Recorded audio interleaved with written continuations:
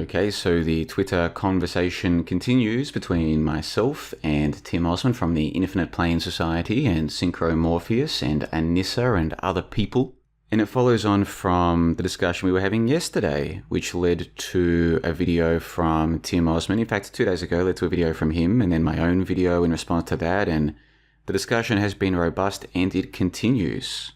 What I've done, and I'll link to this in the pinned comment below, is write a brief article going into more detail about some of my thoughts to do with these coincidences in the media and this idea of predictive programming and whether or not that's the best explanation for what we're observing, these coincidences between movies and Netflix TV shows and this kind of thing, and the major news stories of the day. And this article is available totally publicly. I'll link to this in the pinned comment below.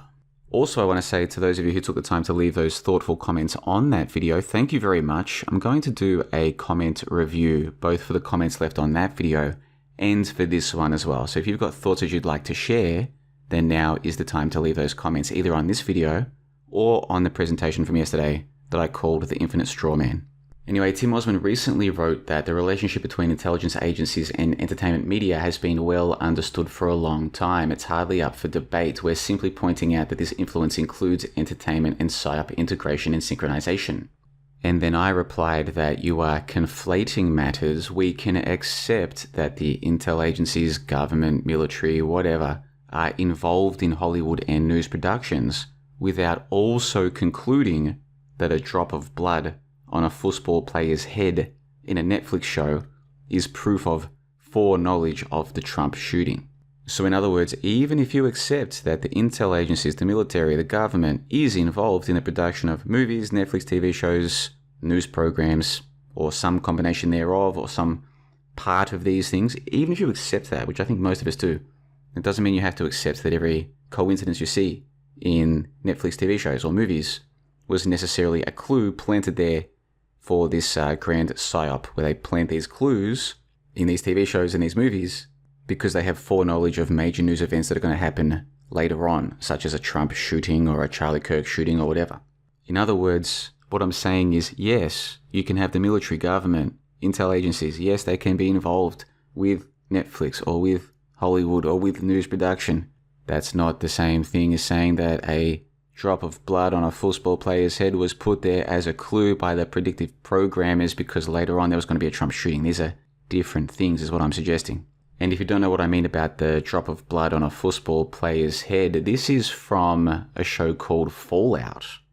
And what happened was that Tim Osmond and or the people over at his Infinite Plane Society think tank, they noticed that in this TV show Fallout, there was a split second in an episode where you could see a drop of blood on a football player on the right side of his head, and it kind of looks somewhat similar to Donald Trump. But the Fallout TV show, this episode came out before the Trump shooting, so the idea they were putting forward was, whoever made this Fallout show, somebody involved in the production of the show, knew there would later be a Trump shooting with blood on the side of the head, so they put the blood on the head of the football player on the right side as part of this predictive programming thing that they do where they put clues in the Netflix and the movies. For what reason, I still don't really know. The people who promote predictive programming, this paradigm, I still don't know exactly why they think the predictive programmers are doing this. But whatever the motive behind it, the idea is that this is an example of it.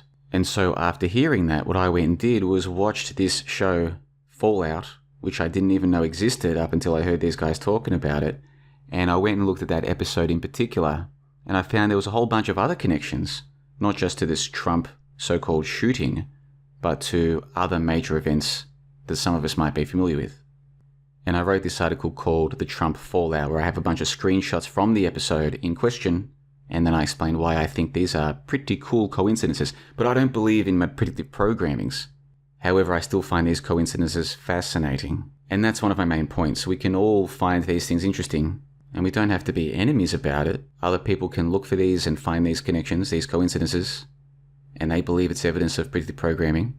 I can find these connections or coincidences and not believe it's predictive programming, and we can get along. We don't have to be enemies. At least that's the way I say things. I don't think we have to be enemies about this or say nasty things about each other. Anyway, Synchromorpheus said, none of us were there when they planned to build the World Trade Center, so we don't know if anyone knew it would be destroyed 33 years later. The difference here is we know who made the movies, and none of them have said a word about their amazing repeated predictive power for some reason. And I've replied, I agree with you, we don't know who was involved in 9/11, how far back, or even what their ultimate motive was. We've had 24 years to figure it out, and how far have we gotten? Some folks claim to have figured it all out, but these people are all bullshit in my honest opinion. They're the blind leading the blind. And anybody who thinks they have figured out 9/11, who did it and what the motive was, please let me know in the comment section below, because it means that you're smarter than me. If you've figured out what 9/11 was, who did it, why they did it, how they did it, if you've figured this all out, let me know in the comment section below. I'm here to learn. The thing is, most people, most so-called awake people, can't even tell you the flight numbers of the 4 flights that were involved in those so-called attacks. In fact, a lot of them don't even know there were 4 flights. But even the ones who do know there were 4 flights, they couldn't tell you the flight numbers. And that is entry-level stuff when it comes to trying to figure out what the hell was going on there. Because for some strange reason, those flight numbers of 9/11, they're all significant numbers in Aleister Crowleyan writing or Crowleyan magic, all of them.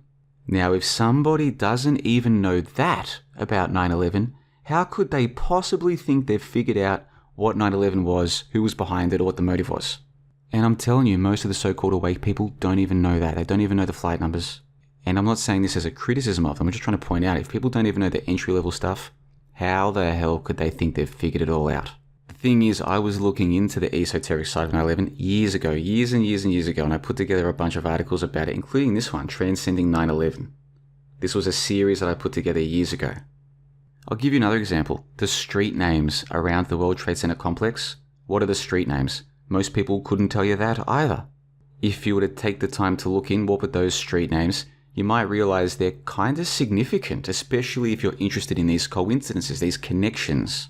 And again, this is entry-level stuff, and it's the kind of stuff I was covering years ago. And I'm sitting here telling you I haven't figured out 9/11. So anyone who doesn't know this entry-level stuff and thinks they've figured it out, what the hell are they talking about? Anyway, I'll link to this article in the pinned comment below as well if you're interested in checking it out.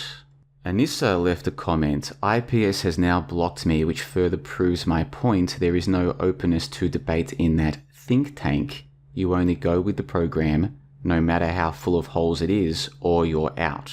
I don't know if that's true. What I do know, Anissa, if you see this video, is that Tim seems to have conflated you and me, and he thinks you're a simulation theorist, and so he conflates me with you and your simulation theorizing. I've read through your tweets. I haven't seen you make any references to simulation theory. But whatever the case, some of your tweets, I think you've made some good points. It's probably only a matter of time until people start accusing you and me of working together, or thinking that you're my sock puppet, or I'm your sock puppet perhaps. Because you know how a lot of people in this corner of the internet, they think we're so important. Those of us who get a few hundred views on our YouTube videos, and like 50 or 100 views on our tweets, we're so important that the intel agencies are sending paid government operatives to come and spy on us, to subvert us, to pretend that they're one of us, to infiltrate us. That's how important we are down at this little corner of the internet with a few hundred views. A lot of people really believe this, Anissa. So if you haven't already been accused of being me, it's only a matter of time, most likely. Or if you haven't been accused of being a paid government operative, it's only a matter of time. That guy was a professional, high-level government operative. But in terms of people banning other people from their live stream chat or from their Discord or their Guilded or blocking you on Twitter, I think people have every right to do that. If Tim Osman has blocked you, that's his decision. I don't know what your history with him is. And it's a fine line between people trying to have an open debate and give a different point of view and what some people consider trolling or just causing problems. And so while I haven't read any of your tweets that seem like you're trolling or causing problems or being a paid government operative, again, I don't know the backstory.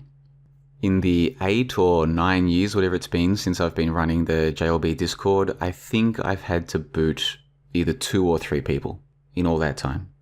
And they might feel as though, oh, JLB, why'd he boot me? He doesn't like... Who knows what they think after being booted from my Discord? Those 2 or 3 people in 8 years. But my point is, yeah, when you're running a Discord or a Guilded or a Telegram or whatever different people are running, sometimes you just feel as though this person doesn't really fit with the vibe of the place. So while I'm not necessarily agreeing with or endorsing you being blocked by Tim on Twitter, he's probably a busy man and feels like you're wasting his time or causing problems. He did leave a comment in my live stream chat in the premiere yesterday saying that he booted somebody else from his Discord. And yeah, I don't know how many people he's booting from his Discord, but I do wonder if people who don't believe in predictive programming or these kinds of things are welcome. I do wonder, I don't know. Linus Maximus wrote, if I was suddenly confronted with that caliber of syncstorm surrounding a film I had made or a story I'd written, and I was obviously uninvolved, I'd feel very freaked out and targeted.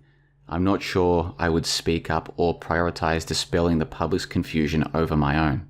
So he's making reference to people like Robert Zemeckis, Back to the Future, with all these apparent connections to a later event, 9/11. Did he have foreknowledge? Why are there these 9/11 references in his film? If he didn't know 9/11 was going to happen, and then he realized, hold on, there's these 9/11s in my film, and then later there was this 9/11, there's other connections as well. That would be pretty trippy, right? Like if you made a film and you had no idea 9/11 was going to happen, for example, but there were these 9/11s in your film and it was made before 9/11, that would be pretty trippy to realize. And I should know because something similar happens to me. I published a piece on johnthebond.com called Sinking Ships, and it was about synchronicities or coincidences, submarines, and video games, among other things. It even included reference to nuclear submarines. Well, anyway, 593 days later was the Titan submersible disaster, and that was supposedly controlled by a video game. The interesting thing is that, according to history, the first nuclear submarine to disappear at sea was the SSN 593. So I write a piece about synchronicities, submarines, video games. 593 days later, a submarine sinks. It's a major news story. The first nuclear submarine to sink was the 593. I had no foreknowledge of that Titan submersible disaster. And yet somehow my article seems to have quote-unquote predicted it. And when I noticed this, man, it blew me away. I was like, what the hell is going on here? And I'm just a small-time YouTuber, blogger, podcaster. Who am I? Almost nobody knows about me. And yet my article seems to have quote-unquote predicted a major news event. Well, imagine if you were a big-time movie director or scriptwriter or set designer or something like this, and your movie or your TV show quote-unquote predicted a major event. That would be full on. So Linus Maximus, or Linus Minimax I should say, I agree with what you're saying here. And if you want to know more about that ridiculous prediction that my article seems to have made, go and check out this piece. It's available publicly.